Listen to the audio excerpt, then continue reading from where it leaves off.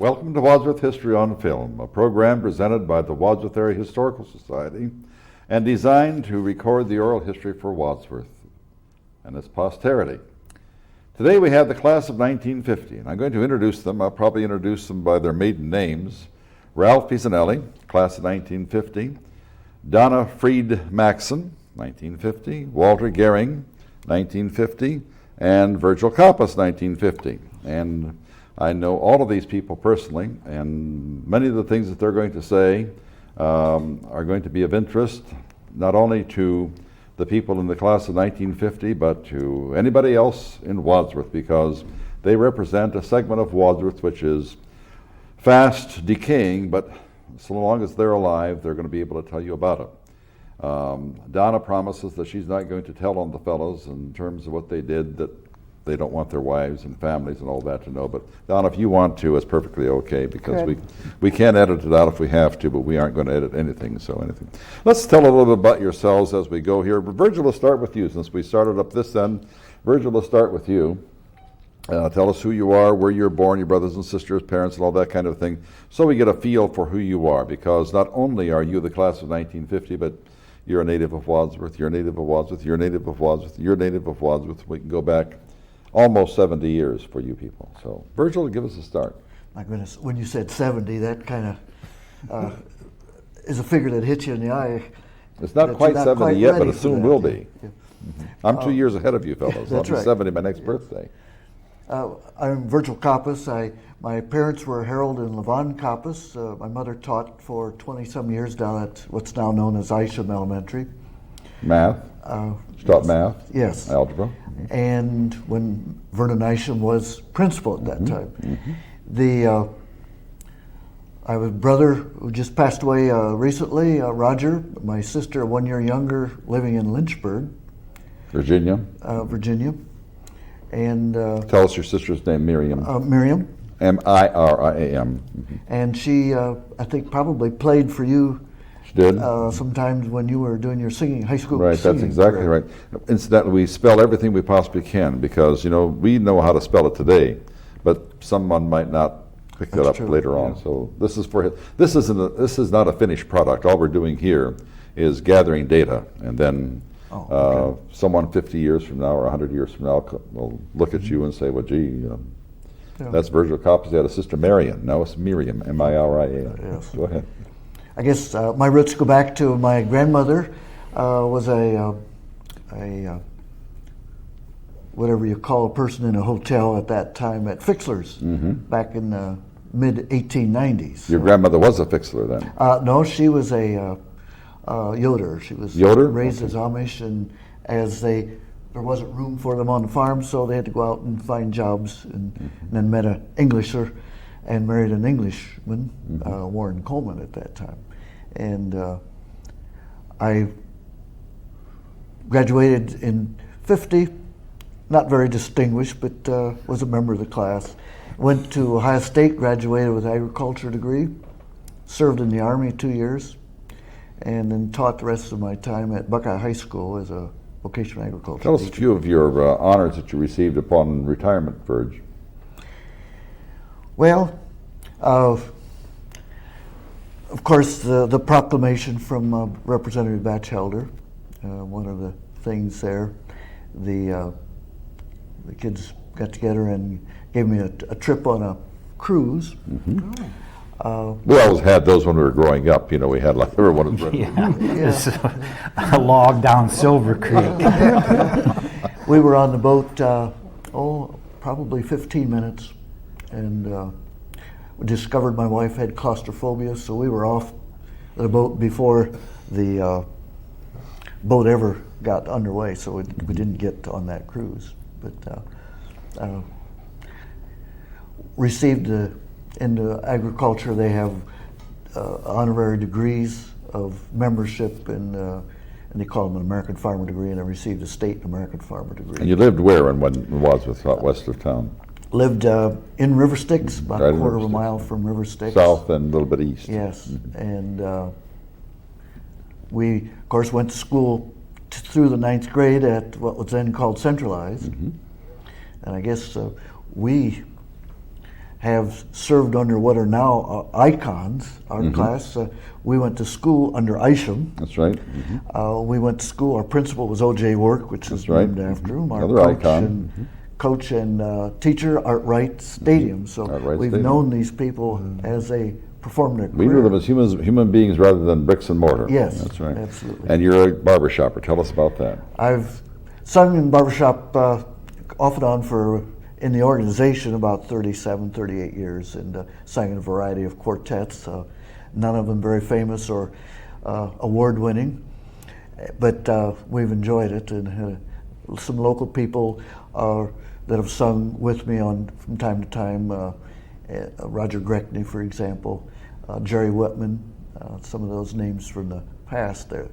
And still singing. In fact, we're going to sing at the Blue Tip Festival coming up in a couple weeks. Weeks. Good enough. Wonderful. Walter, you've been on the program before for your own, in your own right, as the person the only living person who knew what the Wadsworth Foundry was. And we heard about you then, but it wouldn't hurt for you to give us a little bit of more background, because something has been added since the last time that you were here. So, Walter, how about we'll prod you if you don't tell us all of it. Okay. I'm Walt Gehring, and I was born here in Wadsworth. Both my wife and I were born which is now Ultra Care. My parents, Dan and Alice, came from Cleveland here in 1922, and my father worked at the Ohio Injector Company as an apprentice pattern maker, and worked his way up to foundry superintendent. And in 1945, he and two other gentlemen, Howard Doster and Henry LeBeau, bought the Let's spell those, Doster and LeBeau, particularly LeBeau. L-A-B. Just L-A-B-O, wasn't it? L-A capital B-O? No, A-U-W. B-A-U-W? Yes. Okay, my correction. Doster's D-O-S-T-E-R. Both of those, well, all three gentlemen now that are deceased, they bought the Wadsworth Foundry Company on Obel Street, which is now National Metals Abrasives.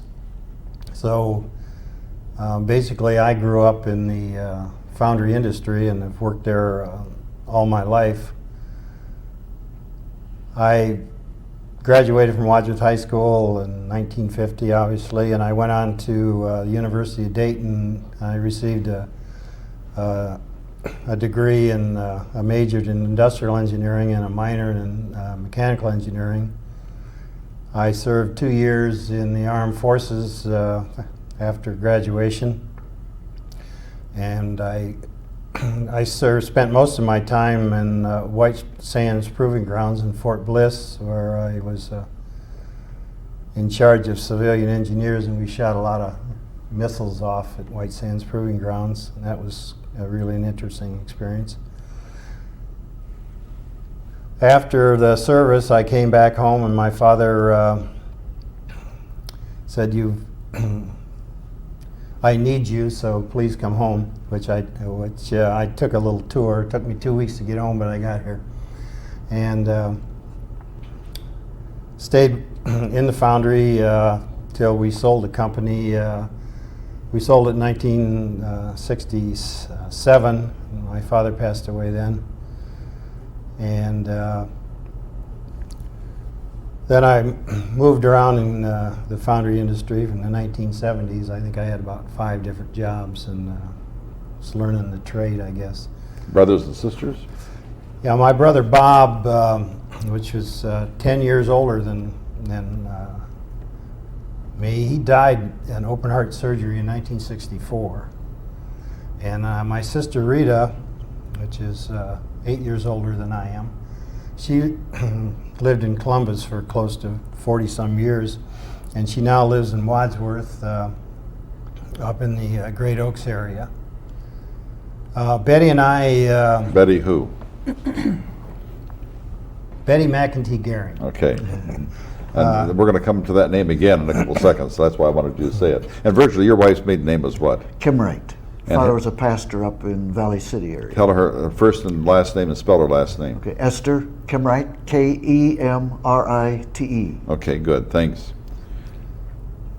You were saying you and Betty were in Betty and I were married in 1962. She blessed me with 6 children. We have 3 boys and 3 girls. We're expecting our 12th grandchild in September.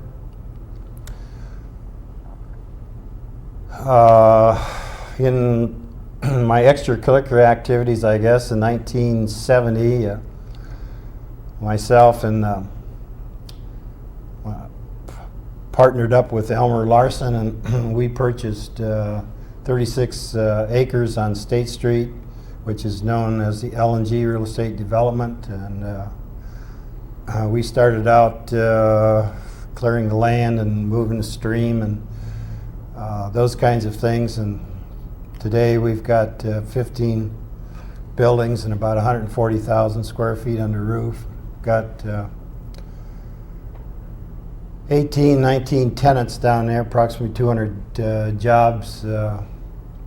Actually, it's a little over 200 jobs right now, creating some income tax for the city of Wadsworth. In between times, let's see, in 1960, my brother was on city council in the early 60s, and I was asked to run in 1966, and I served 6 years on city council then. And the party asked me if I'd run again this time, so Caesar, I found out that Caesar was going to run for mayor, and we decided that a couple of gray and thin-haired people might work pretty good together at the city, and we so I decided to run again. I'm not really sure whether that was Caesar's motivation to go, but I figured that with either candidate would be a plus to be on a team with. So, and as it's working out, we have some. Our lines of thought are pretty well parallel. So hopefully, I'd say perfectly parallel. We're just working for the city of Wadsworth, and that's it, irrespective of any politics. Yeah, right. And we're. I think that we're going to be able to accomplish some good things. There's a lot of interesting things happening. Donnie, you're one of the residents. As a matter of fact, I think that you're in. Well, you are in Walt's ward because he's a councilman at large, so he takes care of the whole city. So, Donna, tell us a little about it yourself. Well, I was born in 1933 at 347 North Lyman Street. And I was raised by Loanna and Ernie Freed when my mother passed away when I was about 8 days old. And I went through school as a Freed, although they were actually my aunt and uncle. And my grandparents were, and my mother was a James, and Mrs. Freed was a James. They were sisters. Like Sally James. She's a cousin. Mm-hmm. And Tom Sally James. James Maker. Right. And Tom James, my grandfather, had coal mines, I Right. understand, up around Clark's Corners. It's right at the north terminus of the, what's the name of that mine now? Williams Mine. Mm-hmm. And I was only about 3 years old when we moved to Leatherman Road, and that's where I basically grew up, just south of where Interstate 76 goes through On now. the west side of the road. Right. And I started at what it then was called Centralized School, which is now known as Isham. In 1938, Miss Kuhn was our teacher in the Mine first too. grade. And I graduated from there at the end of 9th grade in 1947, and then, as all of us country kids did, came up to the high school and graduated in 1950. As a matter of fact, Walter, you're in a minority here. All the rest of us are from Centralized. Yeah, he's sort of outnumbered today. You're kind of outnumbered. And you married whom? I married Lloyd Maxon in 1954, and we have 2 sons, Bill and David, and 3 grandchildren. When I first got out of high school, I worked at Bixler Electric for 7 years until I was pregnant with my first child, and was a 1-girl office at that time. And since then, I'd had my real estate license for about 25 years, and I worked at Wadsworth Rittman Hospital for 35 years doing medical transcription. And you're a member of the Wadsworth Area Historical Society. Yes, I am, for a couple years now. Which presents these programs. Right. Ralph, how about you? Wadsworth Centralized, we know that. Yeah. Well, I was born in Silver Creek, Ohio in August of 1931, and my parents were Nick and Mary Grace Pisanelli, and they came from a little town in Italy called Minturno. And my father came to this country when he was 13 by himself and migrated to Lima, Ohio, where his father was. And they were, the group of men were contracted to build a certain mileage of railroad, and they worked for this gentleman, the owner of the contract. The owner was a contractor, and he stayed there until I think he might have been 18 or so, and then he went back to Italy. And while there, the First World War broke out, and then he was conscripted into the Italian army, and where he served for 5 years in what they call the field artillery.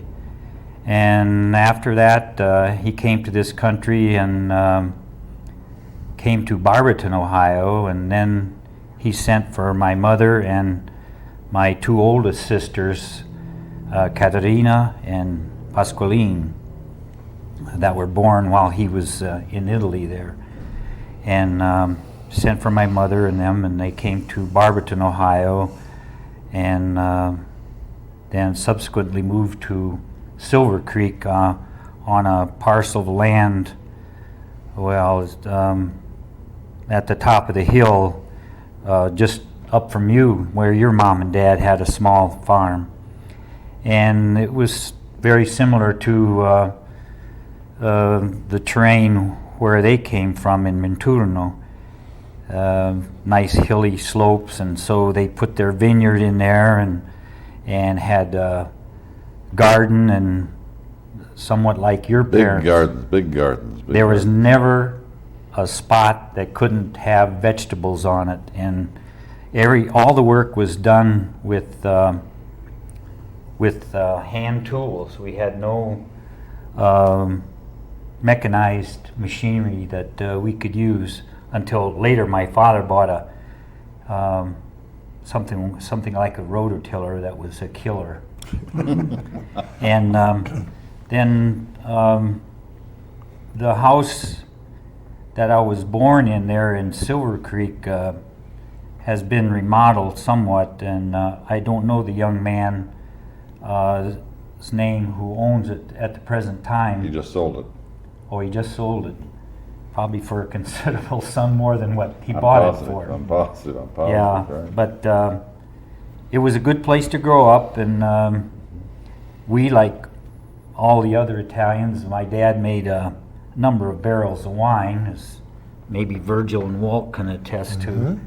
And I have Sister Rita that lives in Strongsville. My sister Pasqualine lives in Barberton. My sister Caterina is deceased. And I have a brother Julius that lives here in Wadsworth.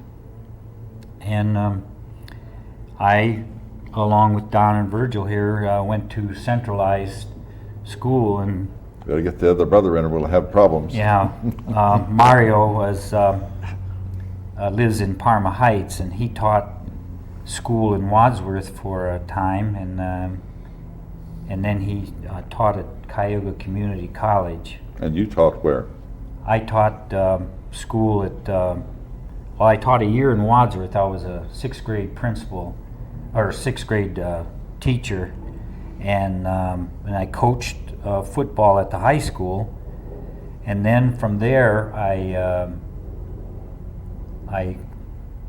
moved to Clearview. In the meantime, I got married to Mary Lou McEntee. So that makes the two of you brothers-in-law. That Walt used to come to see, in quotes, me at Mary Lou's house, but I think he really came to see Betty. Of the two, I would say that the attraction would be greater to see Betty. And isn't she? Say nothing against So, you, but, Mary Lou and I moved from Wadsworth to the Lorraine area, and where I taught 7th grade English and geography in the Clearview Junior High School, and then I coached football and track and basketball there at that school. And we had our first child a year after we moved there, Christopher, and then a year later we had Michael, and a year later we had Patrick, a year later we had Mary Elizabeth, and then Laura, and we had twin girls, Ann and Amy, and John Paul, our last one, who has since just graduated from Ohio State, one of Virgil's alumni now. So, what about the area at the time that you were principal in Lorraine at Admiral King? well, after I taught 3 years and coached at Clearview, in the Clearview School District, the opportunity presented itself to move to Lorraine, which paid what I thought at that time was a lot more. My first job offer out of college, Cincinnati U, was $2,880 a year, but I naturally declined that and took one with far greater money for $3,200. And I majored in education at Cincinnati U and played football there for 4 years, and everyone says I got a free education, which I did. I didn't have to put out any money for schooling, but I earned every I'm sure penny, every penny of it, you bet. from bumps and bruises. Well, these So- are I'm sorry, go ahead. After moving to Lorraine, I taught health and physical education there for 13 years. In the meantime, I got my master's from Kent and continued my education up to 64 hours beyond the master's. Then I went into school one day, and they said, with my whistle around my neck and gym shoes and everything, said, "You're now assistant principal." So I was kind of surprised and elated, of course, and they put me in charge of discipline and attendance, and I served in that capacity for 10 years, and up until 1984 when I retired from the school system. You're talking about earning money. Yeah. You earned, It was, you earned every penny of that, too. It was a Steel Town High School, and the kids were pretty good, though. I got to say that for them. And With you as a disciplinarian, I'm sure they would be. yeah. When I retired, I went to work for a construction company in Avon Lake. And I always liked to do things with my hands, and so I became a trim carpenter, and I still work for them today. I work 2 days a week. I'm what they call a detail person, someone who does almost everything in a house before the people take possession. So, and I enjoy it immensely. Strange that as we get, I mean, when we were growing up, 70 sounded as if it was the end of the world. And you were an old man sitting in a rocking chair. Every one of us is still working. You're working, you're still working. Somewhat. But You're still working, and virtually you're still working. And I'm still working. Let's talk a little bit about those days when we thought that we would never be seeing our 50th anniversary of graduating from high school.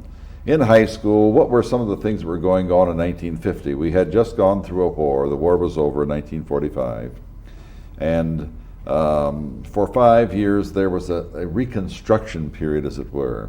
What do you remember most, Virgil, just out of curiosity, what do you remember most about the way that things changed? I mean, even you were in the service too, weren't you? Yes. And, well, Ralph, and I know that you were, and I know that Walter was. We still had to go to the service, didn't we? Yes. Yes. See, I graduated 2 years earlier, and I had to go to the service also. So things weren't down to normal yet. That's right. So what do you remember? What were the things that you remember?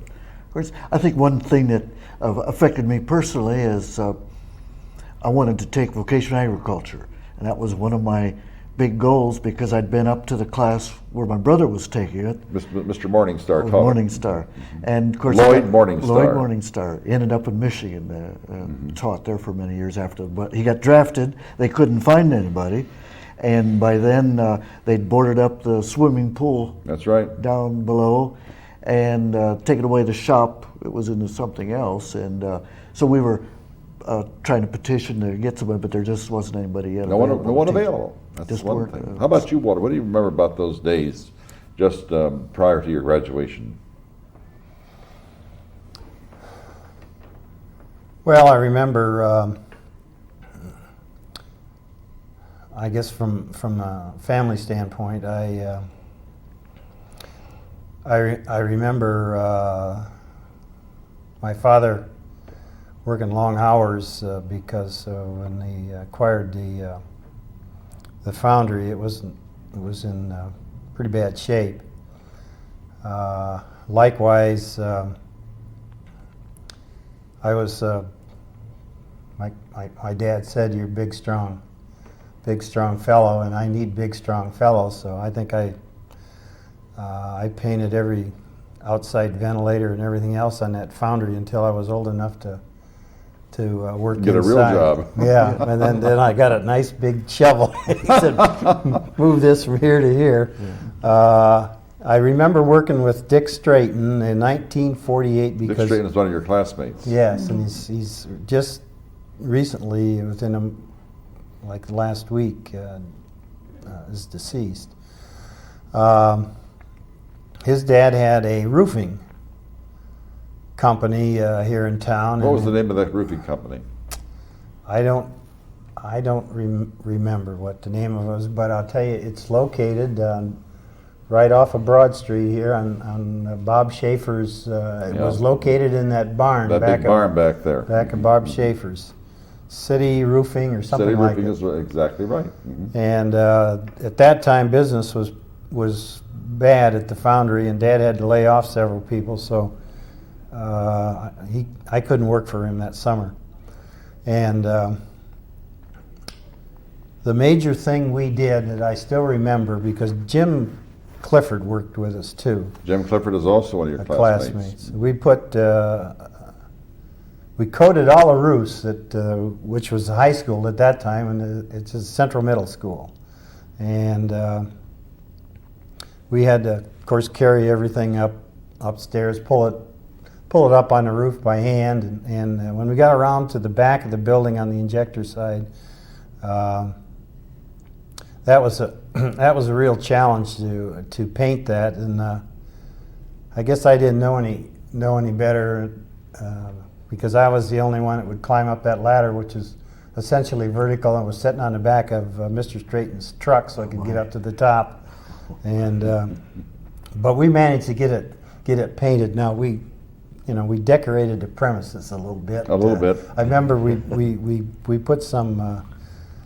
Well, we got smart rather than carrying things up, so we went through OJ's work, Mr. Work's office, with some of the paint and that, and we got some of that silver coating on the windowsill, and he let us know in a nice way. He didn't appreciate that. I'm surprised it would be in a nice way. He was pretty strong. Donna, what do you remember about those days, just before graduation? Then we'll go after graduation. Well, just before graduation in 1949, I most of that year I lived with some people by the name of Hilda and Lee Leatherman on Grandview Avenue. They were raising a niece, and I lived there during the week to babysit and take her to school in the morning and went home on weekends. And that same year, about 2 in the afternoon, I went to work for Ida Yoder, who had a little accounting and bookkeeping office in the back of what is later became Sparkle Market. And she later built the Sparkle Market and rented it for many years to Wayne Good. But that's where I learned to do taxes. And Now tell us where that was geographically. well, it was, I think, 132 Akron Road. It would be just east of the convenient market on the corner now. At the intersection of Akron and High Street. And High Street. On the north side of the road, the northwest corner, Yes. approximately 300 feet from the Almost intersection. opposite North Lyman See, the reason we have to Street, get these intersections is 50 years from now or 100 years from now, It may that not, be be there. That's right. There are so many, Wadsworth has been changed dramatically over the years. Just as an example, right in front of the Central Middle School, the place where from which we all graduated, Yes. which was the high school at that time, we all remember that there were some parking spaces there. About 6 months ago, well, less than that, because after I became mayor, 4 or 5 months ago, we had to pull some drawings out for some reason, I don't know what it was, and we found that that actually does not belong to the city, but it belongs to the schools, and we had no right to put a road there. We had no right to put parking. But you know, those things change over time, and people forget and so forth. So now we're going to have to vacate that, and that's going to be a problem. So things will change. Things change. So no use saying that the parking space is right in front of the high school is where you used to go meet your parents, because that won't be there 50 years. It won't be there another 2 or 3 years probably from there. What else do you remember? Well, right at the time I graduated is when I began working at Bixler Electric, and I remember what a rude awakening it was to me as basically a country girl, even though we came up to the high school, to start. It was really my first experience to really deal with the public, and it was a real awakening to do that. And I also remember how much Wadsworth was growing. It was around the time that what we call Highland Heights, I guess is still called Highland Heights, was being developed after the 1945, war. that's correct. Right. And Beginning to especially grow. working at Bixler's, I realized how much the town was growing as they did all the electrical work and all. Ralph, as you look back to 1945 to 50, before you graduated, what are the things that really come to your mind in a couple seconds, so that you know what we're going to be asking next, to tell us with whom you palled around during those high school days? And we'll probably get a lot more names here then. So what do you remember see, we never really knew what good times were, because we were all born during the Depression, and then we went through the war, and until about 1945, when we were at that time anywhere from 14 to 15 years of age, it was an emancipation. We didn't realize what was happening. I mean, gee, there's no war, there's no depression. These are great times, but there's a transition period. So, Ralph, what do you remember as you reflect upon it? I think I was probably a year older than most of the kids, and I had a job with the Ohio Brass Company, where your father and your uncle and my father and his brother worked, and I got a job there working piecework, what they call piecework, and as you produced more pieces, then you Got more got money. more pay. You got more than $1 an hour. It's probably the only time that I ever considered quitting anything. Not the job. The job was great, and for a 16-year-old, I thought that I was going to be a millionaire, because I think the work that I was putting out, I was getting somewhere between $85 and $90 a week. And to me, at that time, it was almost unbelievable. Mm-hmm. So I told my father I thought I wanted to quit school because I was making so much money. And he never said anything. And as you know, from your father and my father, they used to get up in the morning, make coffee, go out and work a few hours in the field, and then they used to get a ride, because I don't believe neither your father nor my father ever owned a car. Never drove the car, never and drove. never learned how to drive. So they had this gentleman from River Styx, and I can't recall what Johnny his... Mackel. Mackel, that's it. Used to pick them up in the morning M-A-C-K-E-L, John Mackel. for, I think they paid him like $1 a week for gas to ride back and forth to work. And so when I told him I wanted to quit school and continue working, he got me up earlier. He would get me up when he got up. It's about 4 o'clock. 4 or 5 o'clock in the morning, and then he'd say, come to the field with me. He said, I want you to help me do this so we can get done right away. And naturally, being a young guy, I was playing softball in the summer, and so naturally I wanted to sleep as much as I could, but he got me up, and being a good son that I was, I never reluctantly got up, but got up nevertheless. And so I would sleep on the way to work, and then I would have to sit around the shop there for an hour or so before 8 o'clock, because they all went in there, they prepared themselves for the work, and when 8 o'clock came, they were working. So I would go home at night, and he'd have more work for me. So I'd go to baseball, softball, and come back home, and the same routine, day after day, up at 5, go to bed at 11, and it didn't have TV to watch, so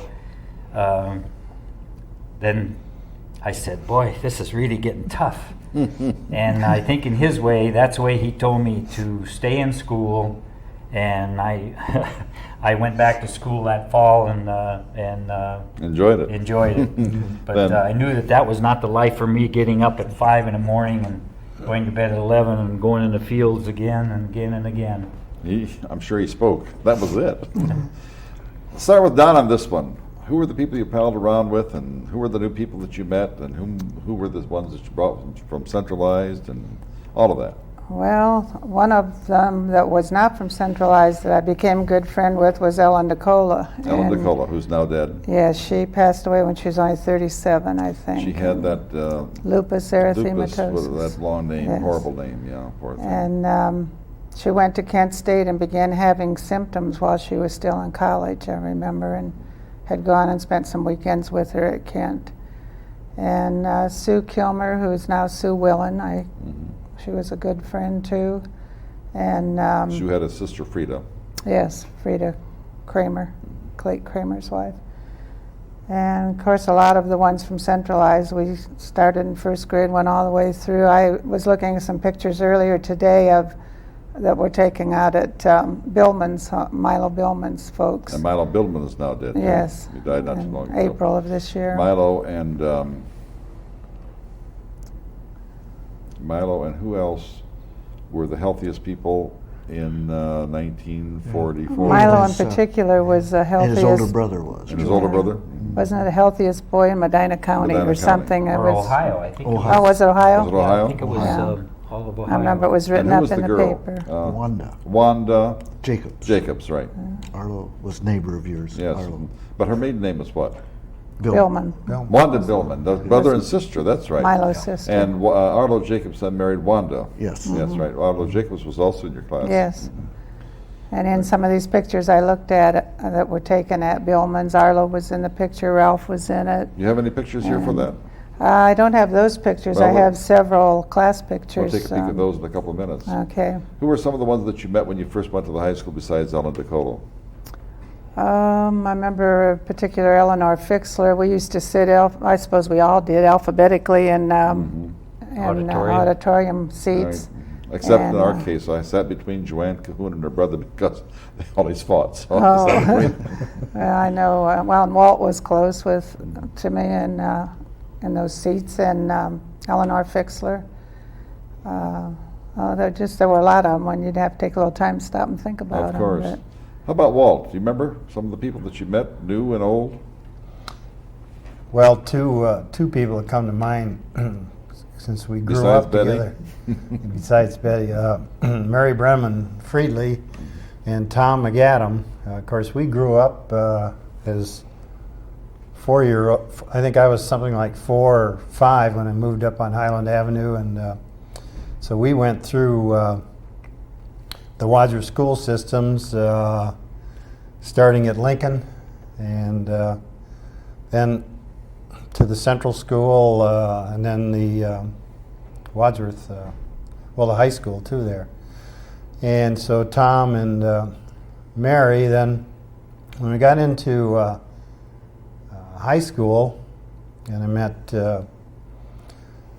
we got involved in sports. So the Jim Clifford, I know, was one that was went to Central School, and then the entourage from College Street came in, and I got with Ralph and Milo, and Ed Fisher was another Red's classmate. dead now too, isn't he? Yes, he was. Lived on Woodland Avenue on Right. the southwest corner of Woodland and what?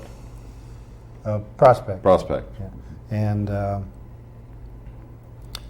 got to stop and think. There was so many of us, but I tell you, there was 96 in our class. We had a relatively small. We had a small class even in those days, but I think our class was kind of unique. We really we had I think we had a bunch of good kids. Oh, We sure played, did. sports. I think we had a lot of fun. Art Wright was Coach. was a great coach and just a great person, I think. And Russ Stone was a teacher and a coach then, and later on, Dick Krause. yeah, he came and was our basketball coach. And the other thing I think that I really remember after we got to know Ralph, and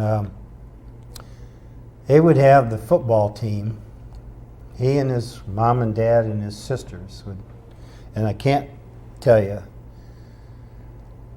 my eyes, I think, must have been this big. I never saw so much spaghetti in all my life when we went out there to eat. I bet there wasn't anything left when you guys got left. Well, no, I think we did it justice. But, I mean, those were some great, we ate, they had the tables up under the grape arbors, and we had to, we all ate out there, and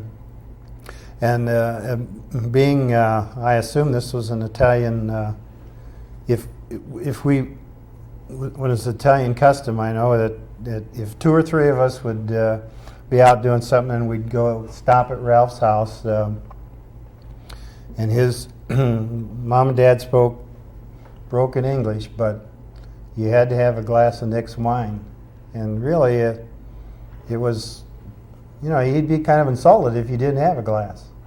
So hospitality was it. That's those are some of the things that come to mind right now, and I've thought about in the past many times. Virgil, how about you? Who were the? I wanted to digress a little bit Okay. on some things that I remember in the late 40s that were maybe insignificant, but the fact that we had inner tubes for the first time without patches. You get a new inner tube because during the war they weren't made. They And weren't we made, patched right. and repatched, those kinds of things. And soap, you can get soap without even raising get a car. stamps. Yeah, You get a car, that's Finally right. get a car. they weren't making tractors or No anything tractors. at that time, so we were still using horses. Then we got a tractor other than an old Fordson that you could break your arm on trying to crank. But outdoor plumbing yet in those days, and I can remember the end of the week out in River Styx, we'd hear the whistles blowing when the end of the war was announced. That carried, and we knew something had happened there, and there was no television to announce that, so it was that Not at type all. of thing. Matter of fact, the first television I ever saw was a still picture in Curtis Electric's window up there, right Yes. on the north. I have to give an example. I have to give this geographically on the north side of Main, on Broad Street at the intersection of Main, on the southwest corner, And we were in the 11th grade, and Paul Rex, now dead, but with Paul Thomas also now dead, and one or two others would go up there. There was a still picture. Yeah, just And had we a- would just stand there like idiots and watch the thing. To see. Maybe you looked at the test pattern. Yeah, it was just a test pattern, yes. Yeah. But that's when television first came in. And people would stand around store windows to watch because no one had television. Who were some of the friends that you can remember? Well, we'd gone to school. We started in first grade together with Bertha Kuhn, and when I look back at what she used to Now do, dead also. We used to after school she would have I don't know what you'd call it, a revival Bible meeting, school. Bible school. We'd be singing Bible songs, and of course, you know what would happen today? She'd be fired for such an insidious, mean, dangerous kind of thing. But we all survived that, and We were I'm sure even did. taken to her house by bus. Can Yes. you imagine them doing that today? Yeah, took us home after Bill Ream used to drive us home there. It was simpler in those days. Yes, and so in that class, of course, were Ralph, Arlo Jacobs, and then Milo in Billman. junior high when they moved in at that time, and Arlo and I, and Milo, of course, were in 4-H club. One man, Leonard Shelley, had a farm Leonard Shelley, up way out north there. where the Masonic Temple Right? now sits, and he had all by himself, and we had 99 boys in that 4-H club, and today they're quite concerned because if they get up over 10 or 12, they need more advisors, and he handled us. Harold Farnsworth was a member, Virgil Fraze, a Silver Creek person, Ed Rich, Ed Rich. some of those people. Ed or Ken? Ed was one. He was Oh, he was a younger. member, but he was older than you people. No, he was. No, he was no, younger. that's right. You're the same age. That's right. Yeah. Remember, he was the tallest kid I ever 6 saw. feet, 6'6". Yeah, and I think he just wasn't an athlete. But if today, that could have been a A star. lot of the people in the farms weren't athletes. As Ralph here said, they got their exercise and athletic prowess out in the That's for sure. out in the fields, and Eddie was one of those. Eddie was born on Valentine's Day of '33. Another thing I remember in the late 40s, all the GIs were coming back. Yeah, that's what I wanted to hear. And you they say. started. I remember going up often to watch them play basketball up above at the rec center. That's right. They had that city league, and I had done some record keeping for Russ Doan. He wanted to get everything caught up back through the years. Who was a high scorer, points per game, and so I was seeing some of these fellas play. And that was about the time Dick Krause was also teaching in the high school and a great basketball player. And we'd go up there and watch these fellas play that I'd only read about and come back from the service. And of course, then we had the sock hops there down below. Describe a sock hop and what kind of music there was. Well, actually, if you listen to public television channel, they're having a lot of these whoop-doo or hoop-de-doo early 50s music. We were just starting. We'd missed that Elvis Presley type music. Elvis Presley which is started in probably- 55. Ours is more like Harbor Lights and more slow type of things, and some Tunes that you could jitterbug. hum. It bothers me when I go to a concert anymore and I have to come out humming the scenery. You know. Yes, that's exactly. And you were going to tell us about sock hops. Why did we call them sock hops? I guess they wanted to protect the floor, I guess, and so we had to take our shoes off and dance with the socks. And it was somewhat dark in there, and there were all the cars out there, the country kids, parents going to pick you up after the dance, so you had a curfew that was pretty much, Like about 8:30 or something. yeah, it seemed like that, yes. Ralph, how about you? Who were some of the friends, both from down at the other school and the high school? Well, as Walt said, we played football together. So when we left centralized and came to Wadsworth High School, we knew a lot of the athletes knew a lot of the other boys in the school, and the one person that I really recall chumming with, we used to do a lot of hunting.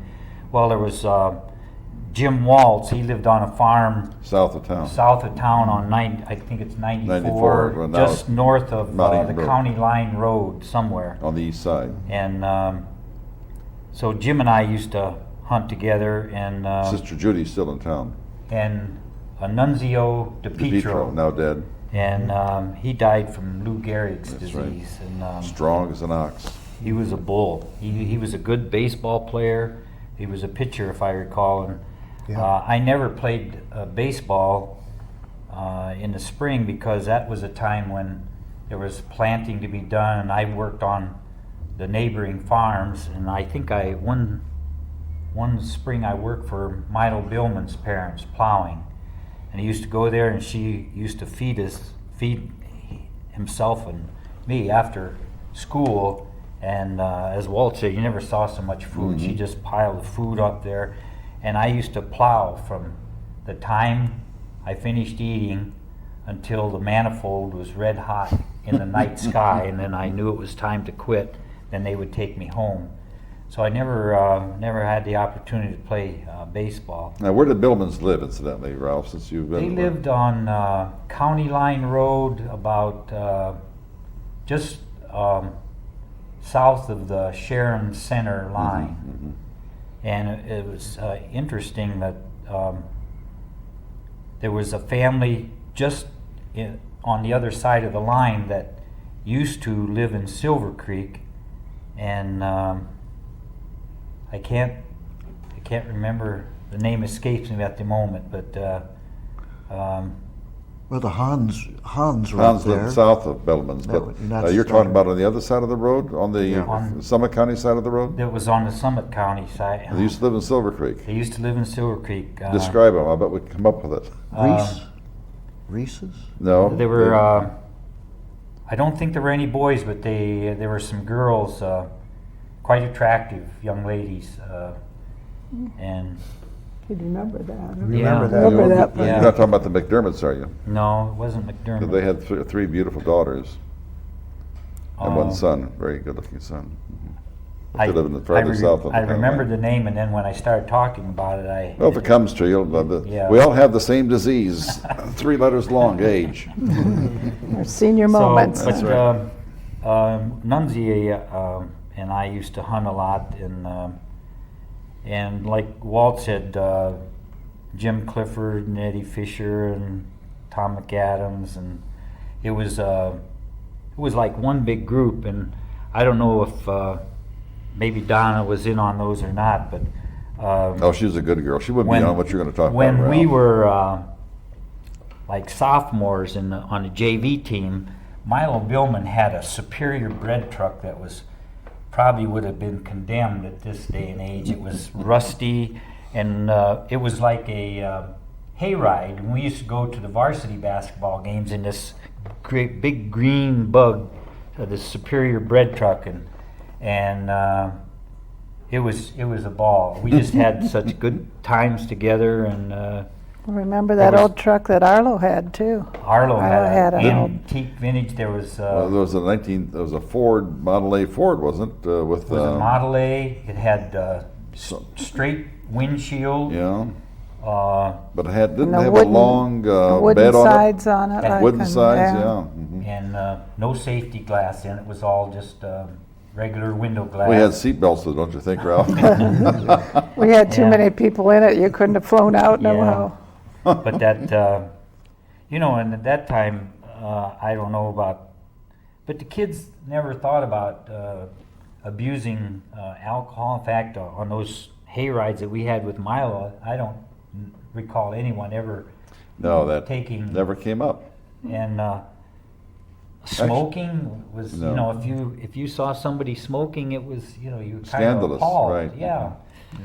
So but we enjoyed our high school days. It was like you say, it was a different time. We have just a couple of minutes left. Boy, these things go by in a hurry when you're reminiscing things of this nature. What are some of the, besides Ralph and Walt, who made a fairly long-lasting friendship with some of the class members? What other class members did you become friends with and are still friends with and see each on a regular basis now? Virgil, how about you? Well, I still see Arlo Arlo Jacobs? frequently. We attended Acme Lutheran Church for a while together till I'd moved to Medina out of the area, but I still see him and also Wanda.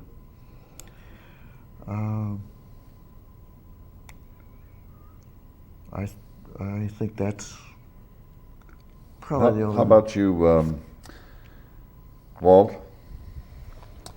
Well, the one I see the most of is sitting right over here. Right over here, that's right, because you're his brother-in-law. Ronnie Boffman, see him fairly regularly at the He has a school. garage in Medina, doesn't he? Or did? He did. Now I'm not sure whether Ronnie's. I think he's retired now. No, we all are. But I see him at. Try to be, yeah. At the. He attends. He and Tommy and they attend sports activities at the high school. So I see him. I see Mary Brenneman Friedley, and I correspond, keep in touch with Tom McAdam. He's retired now and lives in Nevada, and he's still preaching. He's a Lutheran minister, and of course you see. I don't see as much as Donna Sprunger now, Hanshu's Sprunger as I used to, because she's retired from the bank. But Saw not too long ago, as a matter of fact. How about you, Donna? Now, you'll have a mess of them, I'm sure. Girls Well, usually are much yes. more prone to keeping About friendships. 12 years ago, I got reunited with Mary Ellen Butin, who started in grade school with us, and she moved away and didn't graduate with us, and she passed away a year ago. But about 3 times a year, Dorothy Kilmer comes back to town to see her parents, and there are about 6 of us girls, quote unquote, who get together for lunch. Ethel Kramer Thompson, and June Pickering Gordon, who also June passed just away died. recently. And there are about 6 or 8 of us who try to And get we have together. about 10 seconds left. Ralph, who are some of the ones that you remember? Well, Walter's the only one I see often, but I do communicate with Ray Schwalbaugh. Ray Schwalbaugh, right? He lives in Houston, Texas, and he's probably the only one that I see. These are the things that really are the memories and the things which make us happy that we're this old, because those precious memories never leave us. The class of 1950 now is going to be celebrating its 50th anniversary and will be graduating with the class of 2000. Never thought that would happen, but here it is. Thanks all of you for coming. Our time is up, and we hope Thank that you you. have another 50 years. We'll get together again. Thank you. thank you, you. Caesar.